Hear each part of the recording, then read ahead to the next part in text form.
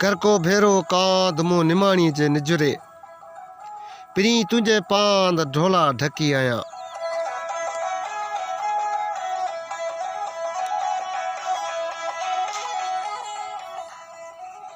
ए भतार तू कोन निमाणी जे पखे में एक बारी पई अच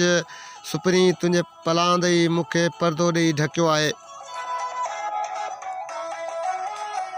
ए कांद तू मुझे पखे में पई अच छो त मां तुझे पनाह में आहियां ऐं मुंहिंजो कांद ॿियनि मिड़नी कांदनि खां निरालो आहे हू मुंहिंजा आइब अखियुनि सां ॾिसी बि मूंखे नथो वरजाए ऐं न वरी उहे कंहिं ॿिए खे थो ॿुधाए हू हर वक़्तु मुंहिंजो पर्दो रखंदो अचे इंसान खे निंड वाजिबु न आहे छो त निंडुनि सां सुल्तानी सुहाग मिलणो न आहे हीअ दुनिया जंहिंखे तूं पंहिंजो साणे सम्झी वेठो आहीं सा मांझांदे जो माॻ आहे हिते थोरियूं रातियूं गुज़ारणियूं अथई पर जेके अकेले सिर काटणियूं अथई से आखिचार इन अफ़सोस जो केतिरा इंसान हिन दुनिया जे मज़नि ते ॿोइजी पंहिंजो रुहानी विरसो विञाए वेठा आहिनि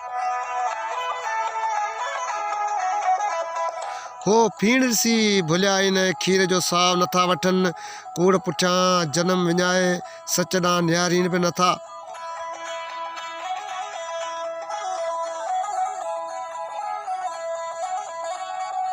जीअं तूं क़ाइम कांद थी आऊं वर विली न थियां पखे छिना पांद गंढ न ॼाणे को ॿियो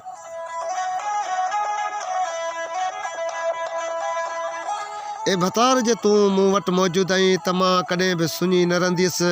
हमेश तुंहिंजी रहंदसि ऐं मुंहिंजी झूपड़ीअ जी छित छिनी पई आहे तोखे सवाइ ॿियो को बि उनखे ॻंढे न आहे ॼाणंदो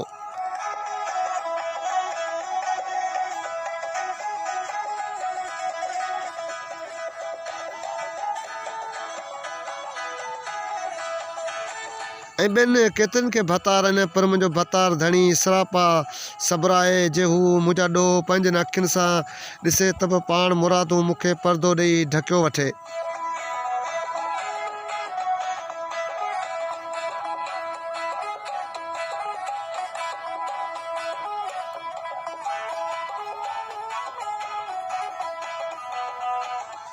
वरसे विझो कान खरसे खिलण भाई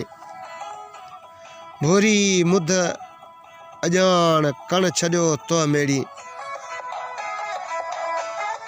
तूं पंहिंजे भतार सां अणबणत करे वञो कंहिं बुछड़े धारे सां खिलूं करीं ए बेसम्झ अयाणी ज़ाल तूं अन्न जे दाणनि खे छॾियो वञो सखड़ा तो मेड़ी सुता उथी जाग निंड न कजे एतिरी सुल्तानी सुहाग निंडूं कंदे न थिए ए सुतल उथी जाग एतिरी निंड करणु वाजिबु न आहे राजाई वर जो सुख धणीअ जो वसल निंडूं करण सां हासिलु नथो थिए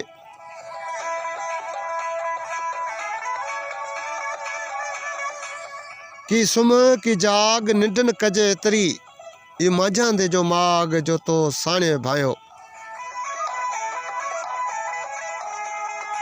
की निंडूं कर की सुजाग रह एतिरी निंड करणु वाजिबु न आहे हीअ जान जंहिंखे तूं पंहिंजे दाइमी वतन सम्झो आहे सो तुंहिंजो थोरी वेर मल्हाए आस्थान आहे जागण मंझा जस आहे अदा जिन खे लाहे जो लतीफ़ चए मथां कलब कस वरना कजा वस सुबुह साण सैयद चए ए अदा जिन खे जागण जो शर्फ़ आहे तुंहिंजे दिलि तां इहो समूरो कट कोरियो कढे ए जवान तूं असर जो थी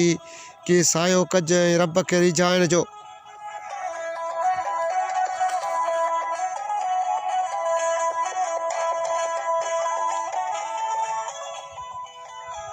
हे ता थोरड़ियूं जे तो भोरा पसी भुले रातियूं ॿियूं घणियूं जे तो ईंदियूं हेकले ए भोरड़ा ही जे जहान जूं रातियूं जीअण जूं ॾिसी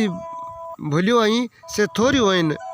उहे रातियूं जे तोखे अकेले सिर क़बर में काटणियूं आहिनि से गच आहिनि